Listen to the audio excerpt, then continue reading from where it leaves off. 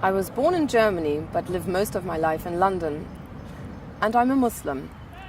I decided to convert to Islam as a European woman because the more I studied the faith, the more I realized it could give me the peace and meaning I'd always felt was missing from my life. I've written about the experience of my spiritual and intellectual awakening, my conversion, and how it is possible to be a European Muslim in my book, From MTV to Mecca. Music and the arts have always been a part of my life. I was a presenter on MTV Europe for many years, so I got to meet and interview some of the biggest names in rock and pop music.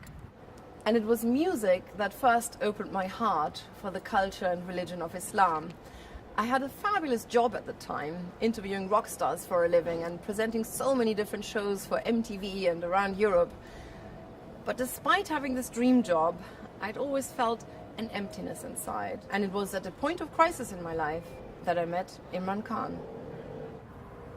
Imran had a very different perspective on life, and he played me traditional Pakistani music, Qawwali as it's known in Pakistan. It means wise utterance. The songs talk about love, which turns into higher love. I was intrigued by this very different worldview that had God at its center, and I began to read books on Islam. Imran invited me to visit his country, and we traveled all over Pakistan. It was fascinating. I loved the warmth of the people, the beauty of the symbolic Islamic architecture, the nature, the jewelry and the fabrics, and I soon developed a taste for the delicious desi food. Every day I was meeting people whose lives were dominated by the love of God. They cared very little for material things or show business. It was a stark contrast to my life at the time, and I began to question everything I knew. Where do I come from? Where am I going? What's the purpose of life? After studying for 3 years, I realized if I wanted to feel the beauty I was reading about and taste the spiritual fruits, there was only one way: get down on my prayer mat and start practicing. This is the mosque where I finally converted to Islam. It was the end of one chapter in the book of my life and the beginning of another. At first, it was fraught with many challenges. I lost all my TV jobs because of the climate of intense Islamophobia at the time. This was in 1995, so way before 9/11.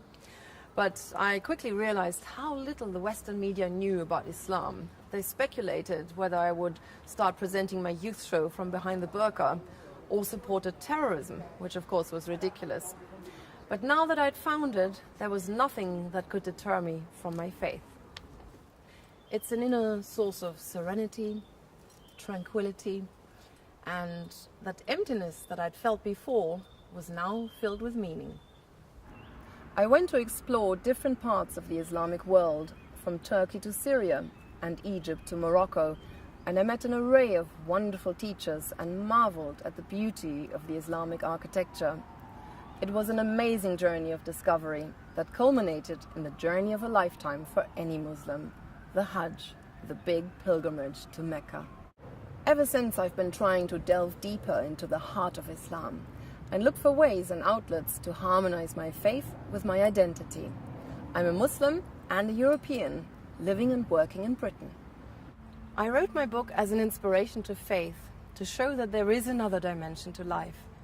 Islam, if taken seriously, can be a positive tool of transformation for the individual and the society. And not to forget, we have far more in common between other religions than we may think.